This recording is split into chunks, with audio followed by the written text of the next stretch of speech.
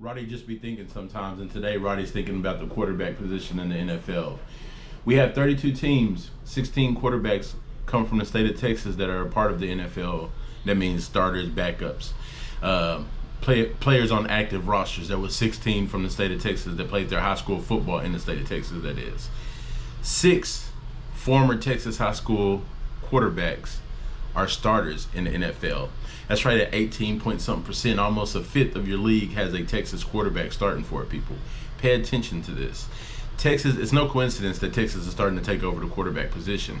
We start playing 7-on-7 football here in the state of Texas in about the second, third grade. So a quarterback gets a lot of chances and a lot of time to learn how to read defenses, learn where to go with the ball when they see certain coverages. Just the speed at which some of these kids are getting rid of the ball is getting ridiculous. And it's all because of the 7-on-7 football. A lot of it has to do with the 7-on-7 football that's played here in the state of Texas. Pat Mahomes, he wasn't very highly recruited coming out, but look at him now, clearly the best quarterback in the NFL. You know, you go back and you look at his high school footage, no disrespect, but he didn't play with a lot of speed over there. You know, he was kind of an elite talent over there around a bunch of non-talented high school kids, and that's no disrespect to them. They're all grown men now, and they can take it like men, but speed wasn't their team's favorite asset. But that brings up another interesting point. A lot of these recruiting trips and these 7-on-7 tournaments is why you have a bunch of no-name quarterbacks turning out to be great quarterbacks.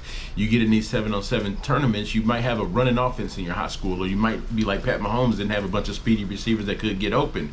So when you go to these tournaments, you go to these training sessions and so forth, you get to be around other talent, and some of these kids will blow your mind like, wow, he can throw the ball like that. You didn't know it because he's playing a wing T offense, running the ball 40 times a night.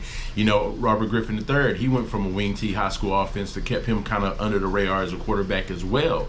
So it's getting very interesting as times keep going forward, and the state of Texas is clearly ahead of everybody else. We had 16, and number 2 on the list was California with like 9 or 10. So they're not terribly far behind, but we almost got double the amount of quarterbacks in the NFL than what the state of California has.